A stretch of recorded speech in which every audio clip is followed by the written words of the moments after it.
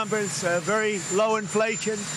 We brought costs way down, and the numbers were surprising, except to me, they weren't surprising. So the inflation numbers that just announced, as you know, are way down, and we have it back in track. We had the worst inflation in the history of our country, and now we have very modest inflation, which is what you want to have. Overall inflation for the first year of Trump versus Biden. Biden, overall inflation was up 4.3%, higher than Trump, just up 1.6%. Groceries under Biden in that time, up 3.8%, with Trump up 1.3%. And then when it comes to gas, this is crazy.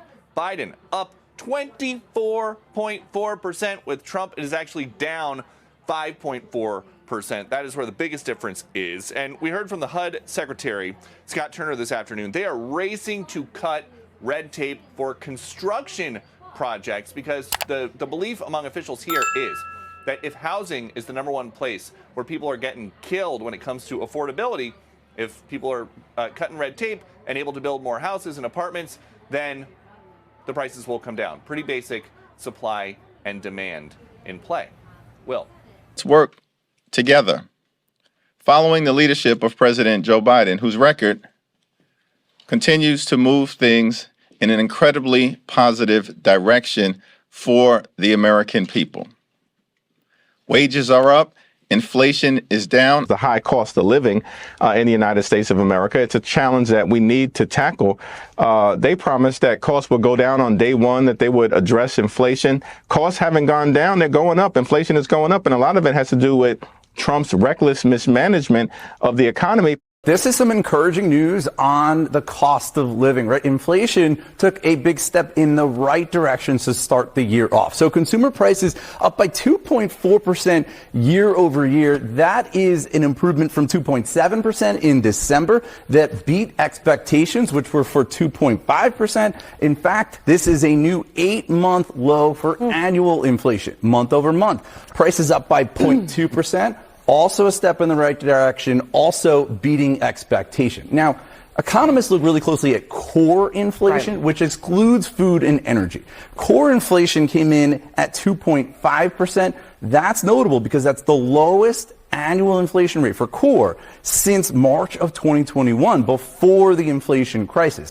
I'm saying keep it coming. Give us back our money and give the jobs back to Americans as they should have them. This is great news. We are off to a good start. I want this to continue. Like I said yesterday, I want them to play up the good news. America first, Americans first. We are getting our money back. This report was, it was very uplifting. It was uplifting. Encouraging. Yeah. I mean, the only thing to compare it to was Trump's first term when, he had a blowout in these peaks, but I mean, this is really good. And as we mentioned, as you guys saw at the top of the show, the outcomes far surpassed what anyone had predicted. So, I mean, this is such great news, particularly when we saw so many layoffs in the governmental sector. Well, so, yeah. I mean, go ahead, John. Oh, no, I was going to say, right. I think it was about 40,000, more than 40,000 government workers were gone or removed, retired off the rolls. But the private sector more than doubled and picked up some of those losses from the government sector, which means the private sector, which is where profit is generated, not in the government, where we have to just pay out. This is a good thing. And for those who wanted to retire, God bless them. Another thing when I was reading today, deportations. Looks like deportations have played a significant role, and people say Americans don't want those jobs. Well, the illegals are gone, and it looks like Americans do and will and want to work, as are Americans known to be hardworking, industrious. They want to work. They want to feed themselves, their families. Many of them don't want to be on the government handouts, and thankfully, we have about 29 billion that we are saving with the government, people off of the government tip. Yeah. Well, the thing about it is, it's not that Americans don't want these jobs. It's the Democrats don't want Americans to have these jobs. Folks, I don't understand anybody that's voting Democrat right now. I really don't, because they don't have your best interest at heart. They opened the border for the last 8 years, had all these people came in, pretty much put a Batman light and said, come here, come you all. The border is wide open. What did they do? They took our jobs. The crime was all over the place. Everybody, forcing us out of our language. Education system, public schools were a mess, trying to keep up with people who were non-English speaking. I mean, it was a mess. Okay, and now President Trump is trying to get back to some type of law and order, not for illegals, not for people who don't belong here, but for Americans.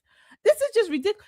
So let's keep going here, because everybody was surprised about this. Is that there were a lot of Wall Street analysts who are predicting that a reduction in the labor force was going to make a bad number. And in fact, CNBC had a headline saying that the jobs number is going to be zero. Bloomberg had a headline saying the jobs number is going to be zero. And private sector jobs, which is our main focus right now because we've been reducing government employment, they went up 170,000. They absolutely blew out any expectation whatsoever. So it's really a remarkable, strong number. And to put it in perspective, to get that much job creation while that basically the labor force is declining some because people are leaving the country and being deported is a really remarkable thing. The bottom line is I'd say there's 3 facts that I think that I really hope that the viewers would think about. Before we start on that, the reason why is because probably these people they were deporting weren't really adding to the job market. Oh no, they were just cheap. They were just cheap. They were cheap labor. So the corporations can get them for the cheap, if you will, and then recoup, I guess, even more profit, pay the difference in profits. But those are jobs where Americans will command, if you will, of course, what I don't know what they call living wage, higher wages, whatever the case may be. But they can't just get over on Americans like that. And Americans are qualified for whatever the job. They can be qualified. They can learn, and many of them already are qualified for whatever these positions may be. Obviously, the corporations are reaping the benefits because they're hiring them and they're not losing out. Their capital has gone up as well. So, yeah.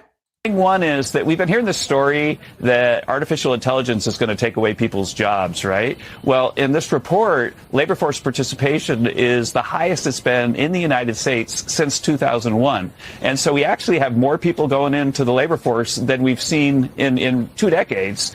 And so that this AI effect is not there. The next thing is that the government employment, because President Trump's team has given people early retirement and so on, and the Doge movements early in the spring, that we've reduced government employment, federal government employment, by 360,000 or so people. That's the lowest share of the labor force that's working for the federal government since 1966.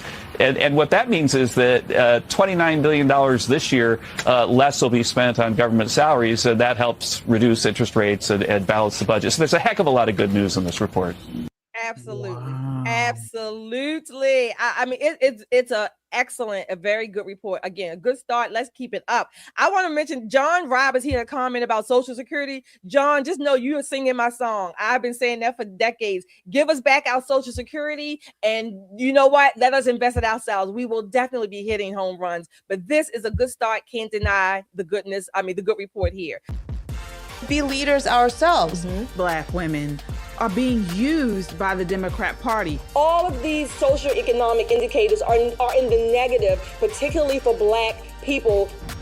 They want mob rule. When Trump was in office, please somebody tell me, what act of dictatorship did he perform? She had Donald Trump's hair on top of her head. And she's sitting here talking about brown girl this, brown girl that. Because she's a Black woman. They would ask her how to spell her first name and clap like sea monkeys. Oh, yeah. Whoa. Yeah.